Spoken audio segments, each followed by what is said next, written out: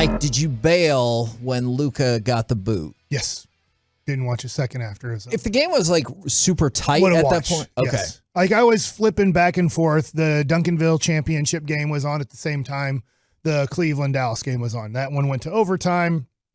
I didn't catch much of that game because I was mostly concentrating on Duncanville and Galena Park North Shore's championship game. But yesterday, I found myself even in the second quarter going, this is boring. This isn't fun to watch. It's boring basketball.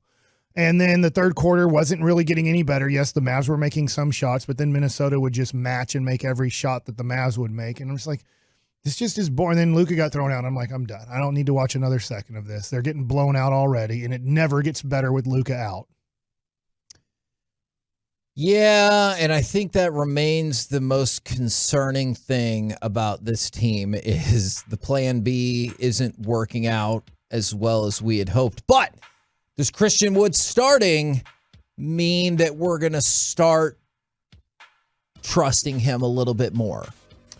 I don't think so. Okay. I would like to. Yep. I think that I think he's the second best player on the team. Yes. I understand he has warts, and that's why you only had to trade a first-round pick and 4 players that couldn't play in the NBA to get him. Right. And that's amazing that the Mavericks had 4 guys on their roster last year that made the conference finals. You traded 4 of your players, and only Boban is left in the NBA, and he doesn't even play. Yeah. It's like, that's how bad the Mavs are. Like, that's how bad the Mavs are. That's why I was thrilled with the trade. And I remember some people were like, we had to give up all that. Yeah, and I was like, 29 other teams said, you're not worthy to be in our league.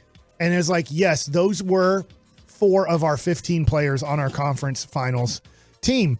And so I just look at this, and I forget your question, but I just don't feel like it's going to get much better than this. Okay, and it was about Christian Wood. No, because Jason Kidd doesn't like him. And then Luka threw a ball to him, and Christian Wood threw the ball out of bounds early in the third quarter. And you could see, I can't read Luka's lips, but he looked to the bench, and he doesn't like Christian Wood. And so if your star player doesn't really like him, he likes playing with horse-ass players, Will you tell me more about what I'm not disputing you. Will you tell me more about why you say Luka doesn't like Christian Wood? He just kind of gets really frustrated with him.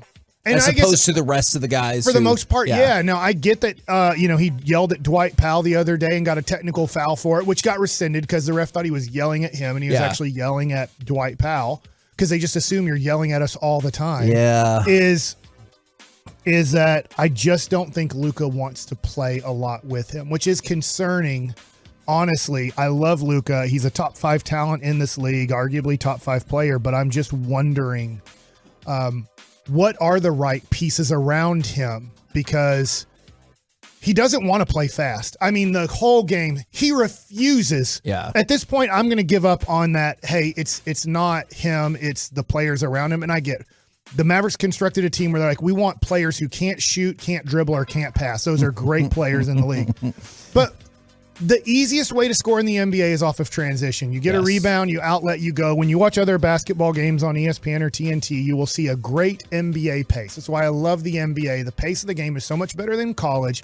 In college, which I do know you love that sport. I understand I get your point. But you have to look to the bench. Yeah. Hey, Coach K, what are you calling? How are we setting it up? And so the game has to stop a lot of times in college for the players to look at the bench and for the coach to call the play that he wants called. And Luka completely stops the flow of basketball every time.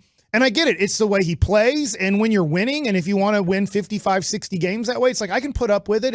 It's not the most fun. I talked about it last year. Even as the Mavs were on a run, I was like, it's not the most entertaining style of basketball. Golden State, other teams play much more entertaining styles of basketball. But if you're winning, you're winning. But when you're not winning, you're like, this is boring. And Luka's the one leading the boredom at times. Now, I was reading an article. It's a few days old, but there was one particular line that stood out to me. This is a Tim Cato article in The Athletic, why the Mavericks must seriously examine the present with the future. Here's what it said about Christian Wood. And it got me to thinking more and more about your thoughts about Jason Kidd on Christian Wood, and if these are more organizationally driven thoughts about Christian Wood. For Christian Wood, it said, because it gave a breakdown of like every single player, present and future.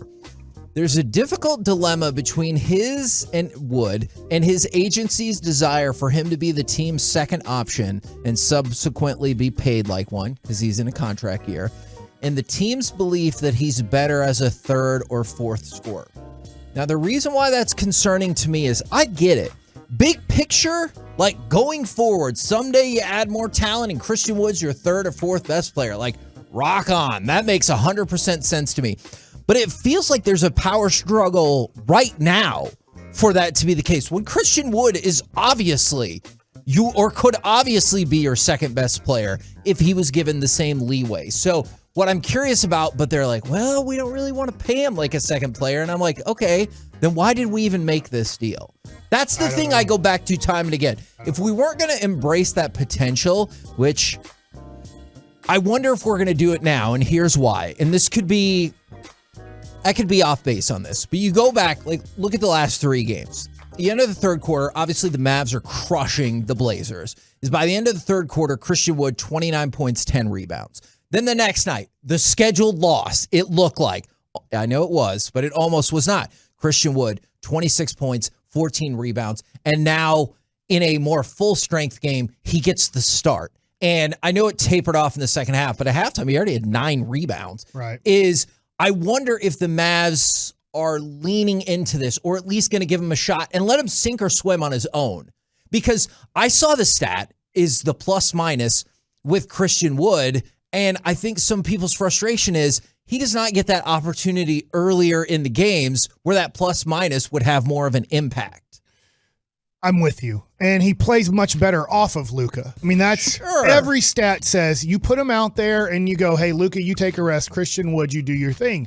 He does. He's okay at ball handling, but kind of Porzingis-like. Like, you do not really want him after 2 dribbles dribbling anymore, because the more he dribbles, the more likelihood he's going to get it stolen. And you see that a lot. People rip him a lot when he tries to do too much. And so he kind of needs Luka to set him up. Now, at the same time, I don't know if you watched a lot of last night or not. And like I said, with 2 minutes to go in the third quarter, I turned it off. I'm like, I'm not watching this crap anymore.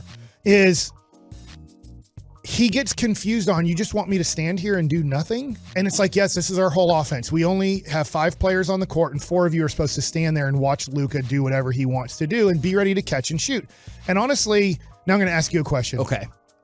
Do you feel most confident when Christian Wood catches a 3-point shot open out of all the players on the Mavs, or is there somebody else when they catch it you feel more confident about them making it? I think there will come a time, or at least I pray to the sports gods, there'll come a time where Bullock will jump up on that list, but that sure as hell ain't right now. Yeah. So I think it would probably be Christian Wood across the board. Now, obviously, if you caught me on a certain night, I'm going to say Tim Hardaway Jr. Right. But like across the board, probably that. Though Dinwiddie flashes here and there as well. And I still think he's played well this year, but I guess I'll probably go with Christian Wood. Yeah, and I just think right now our offense needs to be totally revamped. First of all, get easy buckets. And maybe we can't. That's a good question to ask, and I know they won't answer it because then you say we suck at putting together a team. Are you guys intentionally not pushing the ball because you're not talented enough to do it, because you know that Dorian Finney-Smith can't dribble pass? Yeah. Reggie Bullock can't dribble or pass a basketball. Like, you have too many people on the court who can't dribble and pass a basketball. So why is Luka going to get a rebound or outlet it to Luka? And Jason Kidd was unbelievable at this. So you would think Jason Kidd would want to play faster because of the way he played basketball. And if you weren't alive for his first 3 years in Dallas as a rookie, he shot worse than Dwight Powell from the outside. I mean, he couldn't shoot a ball to save his life. Right. But the way that he would push the ball and get fast break opportunities for the Mavs and get easy looks for everybody within the first 5 seconds of the shot clock was outstanding. That's why he was co-rookie of the year. That's why he was immediately an all-star and one of the best players in the league. His game changed. So if you only remember him on the championship team, yeah, he didn't push the ball as much. He was closer to mid-30s than early 20s. But so I don't think Jason Kidd wants to play this slow, but are they intentionally doing it because we've done such a bad job of roster construction we can't run? Or Luka is going, I don't want to ever run. I want to walk the ball up the court and play half-court basketball for 48 minutes because it's the toughest way to play basketball.